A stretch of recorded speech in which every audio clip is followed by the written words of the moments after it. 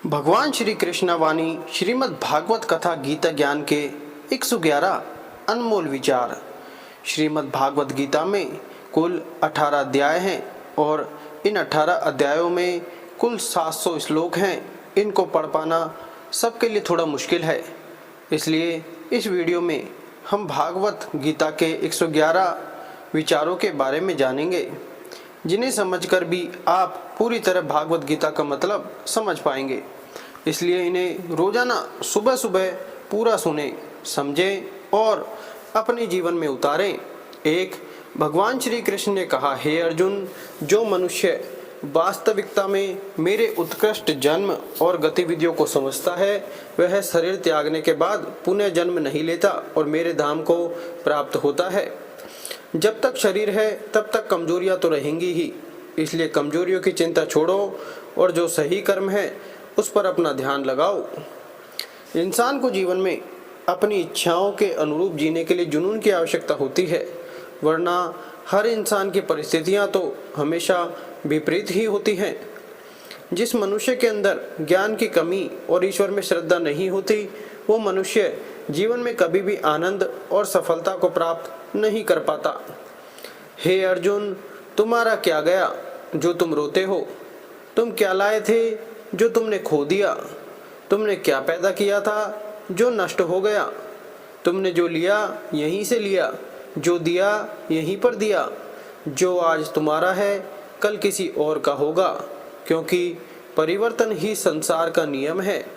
हे अर्जुन, मैं भूत, वर्तमान और भविष्य के सभी प्राणियों को जानता हूँ, परंतु वास्तविकता में मुझे कोई नहीं जानता।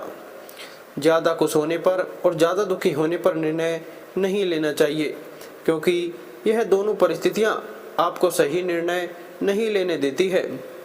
उससे मत डरो जो वास्तविक नहीं है, न कभी था न कभी होगा। जो वास्तविक है वो हमेशा था और उसे कभी नष्ट नहीं किया जा सकता।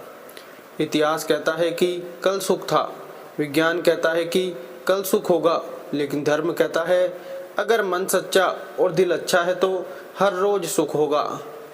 जिस प्रकार से प्राकृतिक मौसम में बदलाव आता है, ठीक उसी प्रकार से जीवन में भी सुख दुख आता रहता है, वह कभी स्थायी नहीं रहता है। मनुष्य इस पृथ्वी पर ज्ञान प्राप्त करने के लिए ही आया है। जो मनुष्य ज्ञान प्राप्त नहीं कर रहा है वह मरे हुए के समान है। मन अशांत है और उसे नियंत्रित करना कठिन है, लेकिन अभ्यास से इसे वश में किया जा सकता है। मनुष्य को परिणाम की चिंता किए बिना लोभ, लालच और निस्वार्थ और निष्पक्ष होकर अपने कर्तव्यों का पालन करना चाहिए। किसी भी व्यक्ति को ना तो समय से पहले और ना ही भाग्य से अधिक कुछ मिलता है, लेकिन उसे सदैव पाने के लिए प्रयत्नशील रहना चाहिए। मेरा, तेरा, छोटा बड़ा, अपना पराया मन से मिटा दो, फिर सब तुम्हारा है और तुम सबके हो। जिस मनुष्य के पास शब्द की ताकत है, उस मनुष्य की ताकत का कोई मुकाबला नहीं कर सकता। जो व्यवहार आपको दूसरों से पसंद ना हो, ऐसा व्यवहार आप दूसरों के साथ भी ना करें। सत्य कभी दावा नहीं करता कि मैं सत्य हूँ, लेकिन झूठ हमेशा दावा करता है कि सिर्फ मैं ही सत्य हूँ। न तो यह शरीर तुम्हारा है और न ही तुम इस शरीर के मालिक हो। यह शरीर पंच तत्वों से बना हुआ है, अग्नि, जल, वायु, पृथ्वी और आकाश। एक दिन यह शरीर इन्हीं पंच तत्वों में विलीन हो जाएगा। जिंदगी में हम कितने सही हैं और कितने गलत हैं, ये केवल दो लोग ही जानते हैं, एक परमात्मा और दूसरी हमारी अंतरात्मा। क्रोध से भ्रम पैदा होता है, भ्रम से बुद्धि व्यग्र होती है, जब बुद्धि व्यग्र होती है तब तर्क नष्ट हो जाता है, जब तर्क नष्ट होता है तब व्यक्ति का पतन हो जाता है। परिवर्तन ही संसार का नियम है। एक पल में हम लाखों के मालिक हो जाते हैं और दूसरे पल ही हमें लगता है कि हमारे पास कुछ भी नहीं है। जैसे अंधेरे में प्रकाश की ज्योति जगमगाती है, ठीक उसी प्रकार से सत्य की चमक भी कभी फीकी नहीं पड़ती है। इसलिए व्यक्ति को सदैव सत्य के मार्ग पर चलना चाहिए। अपने आप को परमात्मा के प्रति समर्पित कर दो, यही सबसे बड़ा सहारा है। जो कोई भी सहारे की पहचान गया वह डर, चिंता और दुखों से आज़ाद रहता है। बुरे कर्म करने वाले सबसे नीच व्यक्ति जो राक्षसी प्रवृत्तियों से जुड़े हुए हैं और जिनकी बुद्धि माया ने हर ली, वो मेरी पूजा या मुझे पाने का प्रयास नहीं करते। सज्जन व्यक्तियों को सदैव अच्छा व्यवहार करना चाहिए, क्योंकि इन्हीं के पद चिन्हों पर सामान्य व्यक्ति अपने रास्ते को चुनता है। सही कर्म वो नहीं है जिसके परिणाम हमेशा सही हो, अपितु सही कर्म वह है जिसका उद्देश्य कभी गलत ना हो। इंसान हमेशा अपने भाग्य को कोसता है, यह जानते हुए भी कि भाग्य से भी ऊंचा उसका कर्म है जो स्वयं उसके हाथों में है। अच्छे कर्म करने के बावजूद भी लोग केवल आपकी बुराइयां ही याद रखेंगे, इसलिए लोग क्या कहते हैं इस पर ध्यान मत दो, तुम अपना कर्म करते रहो। आत्मा न जन्म लेती है और न मरती है, आत्मा अजन्मी है। शरीर का नाश होने पर भी इसका नाश नहीं होता है। वो जीव जो मृत्यु के समय मेरा स्मरण करते हुए अपना शरीर त्यागते हैं, वो मेरे धाम को प्राप्त होते हैं, इसमें कोई संशय नहीं है। हमारी व्यर्थ की चिंता और मन का भय एक ऐसा ही रोग है जिससे हमारी आत्मिक शक्ति बिखर जाती है। जो हुआ वो अच्छे के लिए हुआ है, जो हो रहा है वह भी अच्छे के लिए ही हो रहा है, और जो होगा वह भी अच्छे के लिए ही होगा। मेरे लिए ना कोई घृणित है ना प्रिय, किंतु जो व्यक्ति भक्ति के साथ मेरी पूजा करते हैं वो मेरे साथ हैं और मैं भी उनके साथ हूँ। हे पार्थ, मैंने और तुमने अपने कर्तव्यों को निभाने के लिए धरती पर कई अवतार लिए हैं, लेकिन मुझे याद है और तुम्हें नहीं। प्रत्येक बुद्धिमान व्यक्ति को क्रोध और लोभ त्याग देना चाहिए, क्योंकि इससे आत्मा का पतन होता है। मनुष्य अपने हृदय से जो दान कर सकता है वो अपने हाथों से नहीं कर सकता, और मौन रहकर जो कुछ वो कह सकता है वो शब्दों से नहीं कह सकता। सब धर्मों का परित्याग करके तुम सिर्फ मेरी शरण में आओ, मैं तुम्हें समस्त पापों से मुक्त कर दूंगा। तुम शोक मत करो। ईश्वर ने हमें जो कुछ भी दिया है वही हमारे लिए पर्याप्त है, और यही एक अटल सत्य भी है। वह व्यक्ति जो सभी इच्छाएं त्याग देता है और मैं और मेरे की लालसा और भावनाओं से मुक्त हो जाता है, उसे अपार शांति की प्राप्ति होती है। जो मन को नियंत्रित नहीं करते उनके लिए वह शत्रु के समान कार्य करता है। मन अवश्य ही चंचल होता है, लेकिन उसे अभ्यास और वैराग्य के माध्यम से वश में लाया जा सकता है। तुम उसके लिए शोक करते हो जो शोक करने के योग्य नहीं है, और फिर भी ज्ञान की बातें करते हो। बुद्धिमान व्यक्ति न जीवित और न ही मृत व्यक्ति के लिए शोक करते हैं। मैं धरती की मधुर सुगंध हूँ, मैं अग्नि की ऊष्मा हूँ। सभी जीवित प्राणियों का जीवन और सन्यासियों का आत्म संयम हूँ। अपने परम भक्तों का जो हमेशा मेरा स्मरण या एक चित्त मन से मेरा पूजन करते हैं, मैं व्यक्तिगत रूप से उनके कल्याण का उत्तरदायित्व लेता हूँ। ईश्वर के प्रति की गई प्रार्थना से इंसान की परिस्थिति या तकदीर बदले या ना बदले, पर उस प्रार्थना से इंसान के चरित्र में जरूर बदलाव आता है। इस संसार में हम खाली हाथ आए थे और खाली हाथ ही जाएंगे। जो आज हमारा है वह कल किसी और का होगा, इसलिए हम अपने जीवन में जो भी करते हैं उसे पूरी श्रद्धा के साथ अपने इष्ट देव को अर्पण कर देना चाहिए। जो कोई भी जिस किसी भी देवता की पूजा विश्वास के साथ करने की इच्छा रखता है, मैं उसका विश्वास उसी देवता में दृढ़ कर देता हूँ। मनुष्य को जीवन की चुनौतियों से भागना नहीं चाहिए और न ही भाग्य और ईश्वर की इच्छा जैसे बहानों का प्रयोग करना चाहिए। चुप रहने से बड़ा कोई जवाब नहीं और माफ़ कर देने से बड़ी कोई सज़ा नहीं। मनुष्य अपने विश्वास से निर्मित होता है। जैसा वो विश्वास करता है वैसा वो बन जाता है। प्रबुद्ध व्यक्ति के लिए गंदगी का ढेर, पत्थर और सोना सभी समान हैं। जब जब इस धरती पर पाप, अहंकार और अधर्म बढ़ेगा तो इसका विनाश कर पुनः धर्म की स्थापना करने हेतु मैं अवश्य अवतार लेता रहूँगा। मैं सभी प्राणियों के हृदय में विद्यमान हूँ। स्वर्ग प्राप्त करने और वहाँ कई वर्षों तक वास करने के पश्चात एक असफल योगी का पुनः एक पवित्र और समृद्ध कुटुंब में जन्म होता है। वह जो सभी इच्छाएं त्याग देता है और मैं और मेरा की लालसा और भावना से मुक्त हो जाता है, उसे शांति प्राप्त होती है।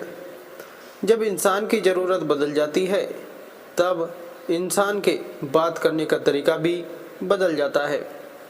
बुद्धिमान व्यक्ति को समाज कल्याण के लिए बिना आसक्ति के काम करना चाहिए। परमात्मा की शक्ति मनुष्य के होश, भावनाएं और मन की गतिविधियों के माध्यम से सदा उसके साथ रहती हैं।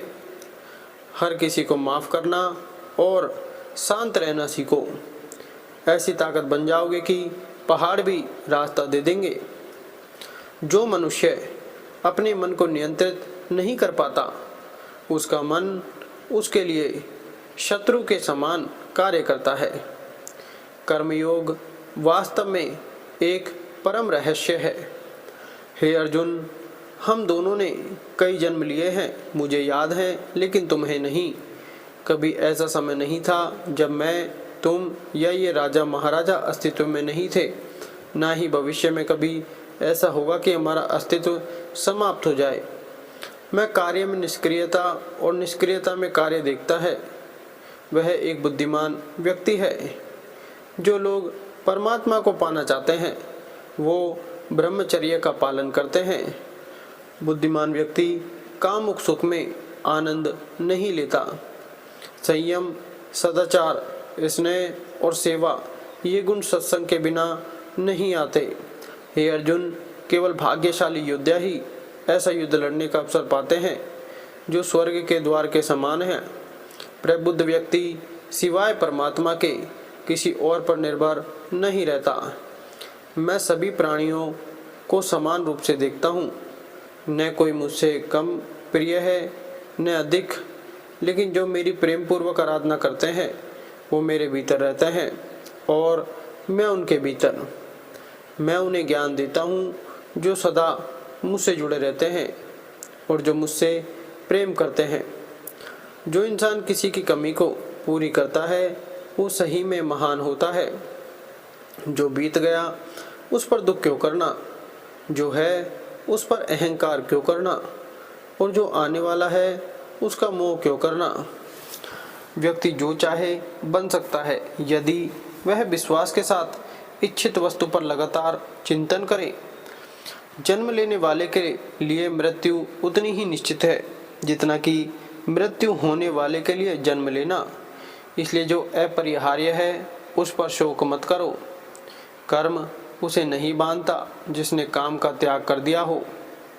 ज्ञानी व्यक्ति को कर्म के प्रतिफल की अपेक्षा कर रहे अज्ञानी व्यक्ति के दिमाग को अस्थिर नहीं करना चाहिए। ज्ञान व्यक्ति ज्ञान और कर्म को एक रूप में देखता है। कोई भी व्यक्ति अपने कर्म से भाग नहीं सकता। कर्म का फल तो भुगतना ही पड़ता है। इस संपूर्ण संसार में कोई भी व्यक्ति महान होकर नहीं जन्मता, बल्कि उसके कर्म उसे महान बनाते हैं। मनुष्य जिस रूप में परमात्मा को याद करता है, ईश्वर भी उसी रूप में दर्शन देते हैं। सदैव संदेह करने वाले व्यक्ति के लिए प्रसन्नता न इस लोक में है और न ही परलोक में। अगर किसी का अच्छा न कर सको तो बुरा भी मत करना, क्योंकि दुनिया कमज़ोर है लेकिन दुनिया बनाने वाला नहीं। नरक के 3 द्वार हैं, वासना, क्रोध और लालच। परिवर्तन संसार का नियम है। समय के साथ संसार में हर चीज़ परिवर्तन के नियम का पालन करती है। मुक्ति का मुख्य द्वार केवल भगवत भक्ति ही है, जिसे सभी को स्वीकार करना चाहिए। समय हमें यही सिखाता है कि जिंदगी किसी का इंतजार नहीं करती और ना ही किसी के लिए रुक सकती है। निंदा से घबराकर अपने लक्ष्य को न छोड़ें, क्योंकि लक्ष्य मिलते ही निंदा करने वालों की राय बदल जाती है। हमेशा याद रखना, अच्छे दिनों के लिए बुरे दिनों से लड़ना पड़ता है। जो लोग बुद्धि को छोड़कर भावनाओं में बह जाते हैं, उन्हें हर कोई मूर्ख बना सकता है। वक्त से पहले मिली चीज़ें अपना मूल्य खो देती हैं और वक्त के बाद मिली चीज़ें अपना महत्व खो देती हैं। इसलिए समय की कदर करें और काम को समय पर करने की कोशिश करें।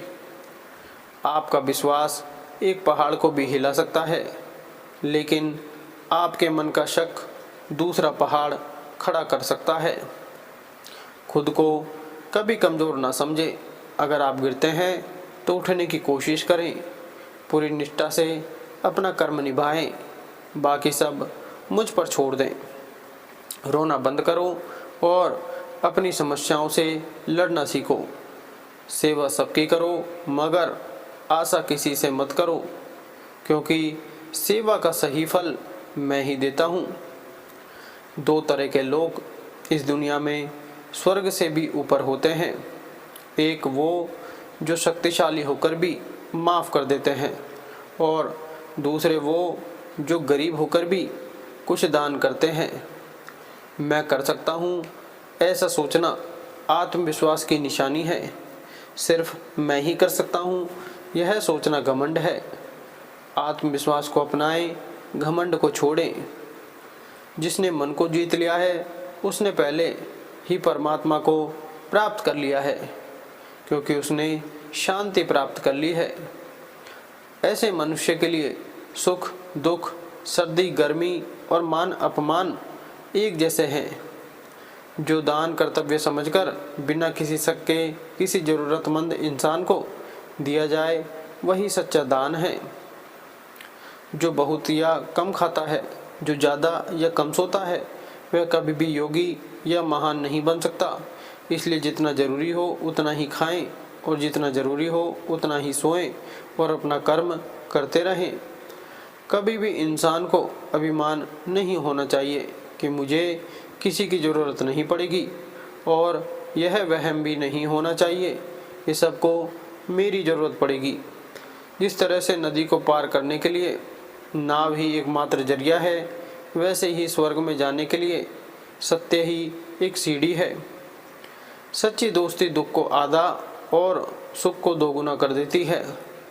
कोई कुछ भी बोले, अपने काम के प्रति लगन के साथ खुद को शांत रखो, क्योंकि धूप कितनी भी तेज हो परंतु समुद्र को नहीं सुखा सकती।